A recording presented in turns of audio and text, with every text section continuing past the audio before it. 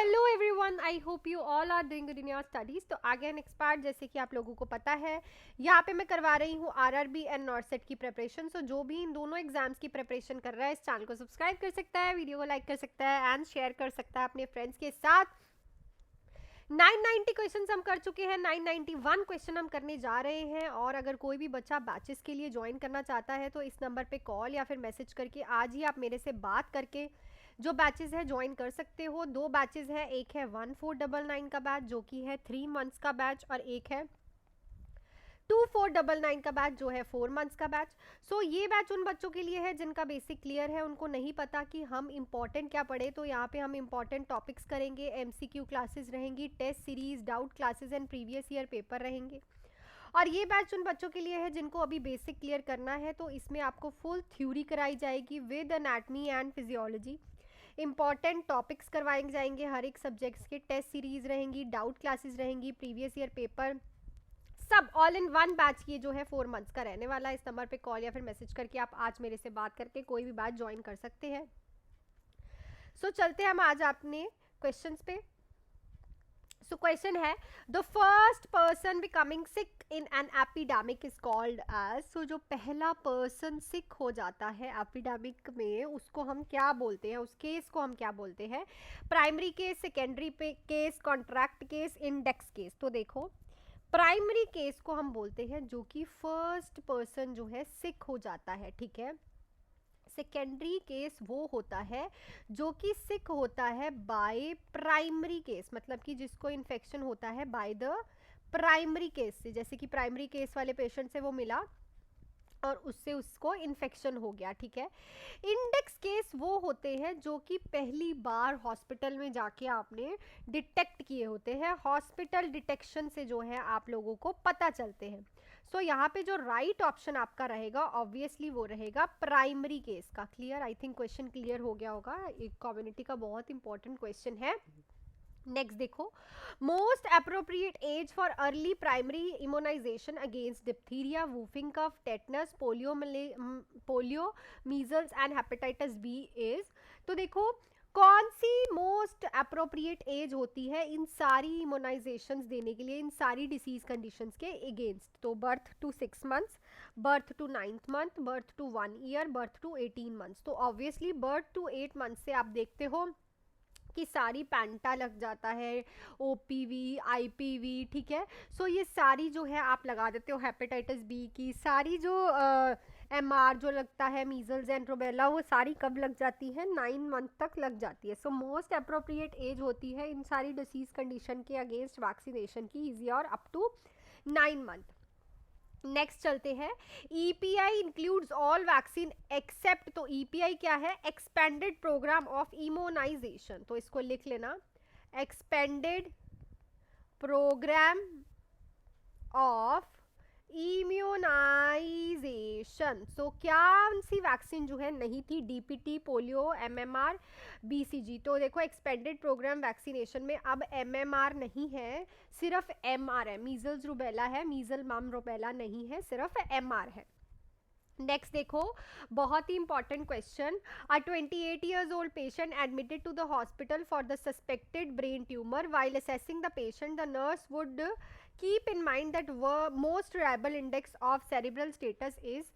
तो 28 years का patient है, हॉस्पिटल में एडमिट हुआ है, उसे ब्रेन ट्यूमर है। तो पेशेंट को आप असेस कर रहे हो, तो नर्स के माइंड में ये रहेगा कि सबसे ज़्यादा रिलायबल मेथड कौन सा है उसका सेरिब्रल स्टेटस चेक करने के लिए।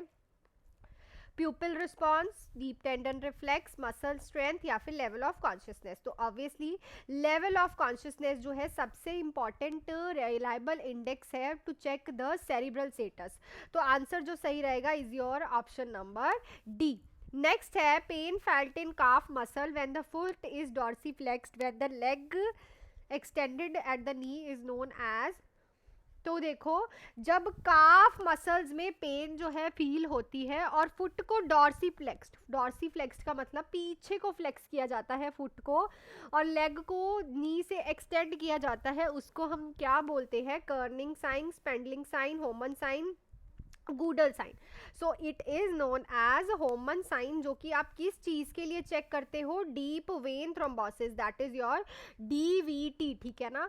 सो जब भी पेशेंट को डॉर्सीफ्लेक्स करने पे फुट के नी पे एक्सटेंशन पे काफ मसल में पेन होती है, तो वहां पे जो होती है डीप वेन्स होती है। तो अगर मसल में पेन हो रही है इन द काफ मसल, तो इट शोज कि वहां पे थ्रोम्बस फॉर्मेशन है, ठीक है। तो हम जो होमन साइन है वो डीवीटी वाले पेशेंट में चेक करते हैं। नेक्स्ट क्वेश्चन पे चलने से पहले, अगर कोई भी बच्चा आरआरबी एंड नॉर्सेट के लिए बैचेस ज्वाइन करना चाहता है, तो देखो नॉर्सेट का पेपर तो अब आ चुका है, तो उसके लिए आप आज ही बैच ज्वाइन कर सकते हो। 999 का क्रैश कोर्स है जिसमें आपको एमसीक्यूज एंड इम्पॉर्टेंट टॉपिक्स, ठीक है, सुन लेना ध्यान से, MCQs, important topics and test series बीच में ही इंक्लूडेड मिलेंगी ओनली इन 999। इस नंबर पे कॉल या फिर मैसेज करके आप आज ही ज्वाइन कर सकते हो। एंड अगर कोई भी बच्चा आरआरबी के लिए प्रिपेयर कर रहा है, तो 3 मंथ्स का एंड 4 मंथ्स के बैचेस स्टार्ट हो चुके हैं, जो कि 1500 का 3 मंथ्स का है उन बच्चों के लिए जिनका बेसिक क्लियर है, इंपॉर्टेंट टॉपिक्स करेंगे, एमसीक्यूज करेंगे, test series, doubt classes in previous year paper.